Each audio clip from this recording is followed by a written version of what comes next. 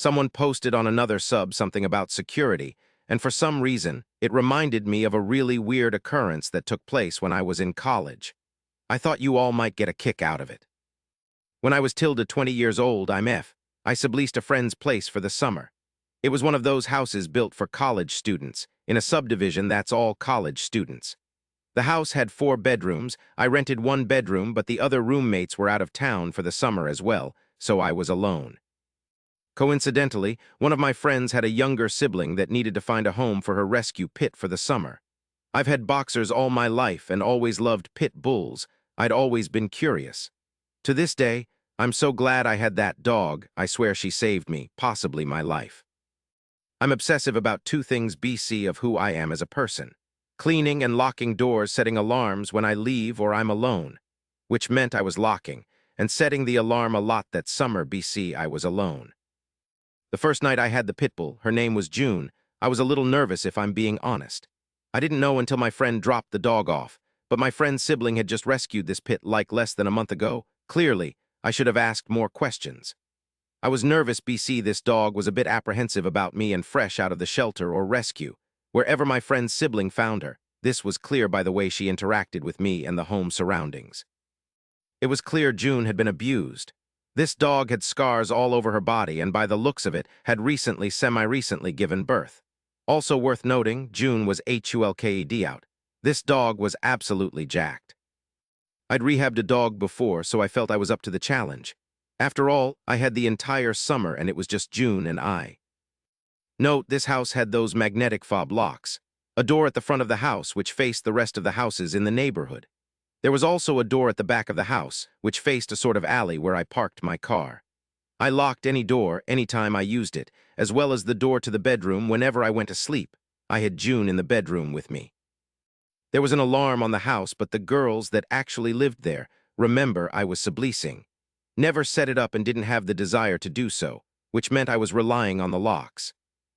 Night 1, I get into bed, direct June to the comfy, plush bed I'd put together for her, laid her toys in it, super soft blankets, the works. I guess June decided, nah. BC, the next thing I knew she was in the bed with me, facing me with her head and all those teeth a few inches from mine. I barely slept BC, I was so scared I'd accidentally roll onto her foot or something, scare her and end up with my face eaten off. Yes, I know this is silly, but it's what was going through my mind as I laid awake, staring at this massive, absolutely unit of a dog. Night 2, same thing except I fell asleep. I woke up the next morning to June staring directly into my soul. We're bonding. Night 3, we spent the evening watching movies, snuggling. I shared my pizza crusts, and she was definitely feeling the love BC. She finally let me scratch her belly and started to act like a puppy, and less like the recently released inmate. Morning after night 3. I wake up and it's still really early in the morning, as in it's like 6:30/7 a.m. I usually got up around 9 a.m. for my class at noon. As I'm coming out of the sleepy stupor, trying to get my bearing and understand why the hell I'm awake so early, I clock June.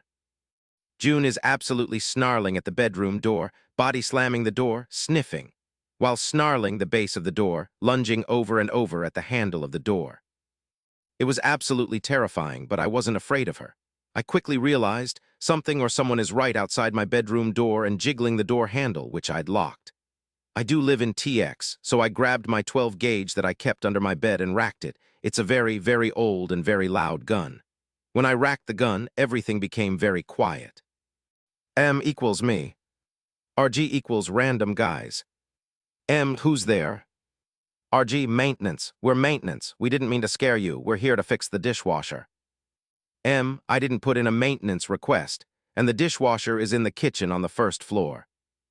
RG, yeah, we were told no one was here. I'm training a new guy and thought I'd show him what most of the houses look like inside.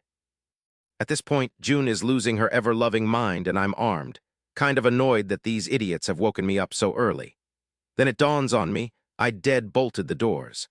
Maybe the maintenance people had some way to bypass the deadbolts. I honestly don't know. This was time when the magnetic fobs were kind of new, or new to the apartments near campus anyways.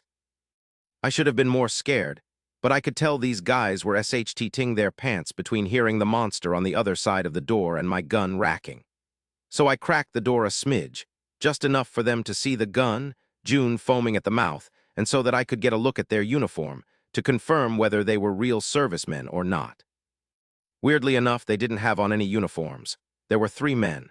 2 men looked like they'd had it rough. They were maybe in their early 40s, and the other guy was in his mid-20s. All 3 of these men were dirty, like they'd been sleeping outside maybe. The clothes appeared clean, but they had not seen a shower in a hot minute. I tell them to leave or I'd open the door, let June out. I tell them I'll call the front office and clear this up, but for now they need to leave. And sure enough, all 3 men turned around and got out of my house. Once the men left, I checked the doors and the back door was unlocked. I'd checked it the night before, no chance I'd forgotten to lock it. I called the front office the minute it was open at 8 a.m., to which they said they hadn't dispatched any maintenance men that day and asked me for a description of the men. I'm not sure if they were ever caught, but I certainly hope so. I have never been so scared in my life. I'd used my gun when hunting, but never once pointed it at a person. In that specific housing complex, at least 5 women were attacked in the weeks before this encounter, so I was definitely on edge. I kept June the entire summer and would have tried to adopt her, as we definitely bonded, and I knew she had my back. I felt so safe with her. But the place I was moving into wasn't a place she'd be happy, as it didn't have a yard and it was really small. To this day, I'm convinced June saved me from something truly horrible.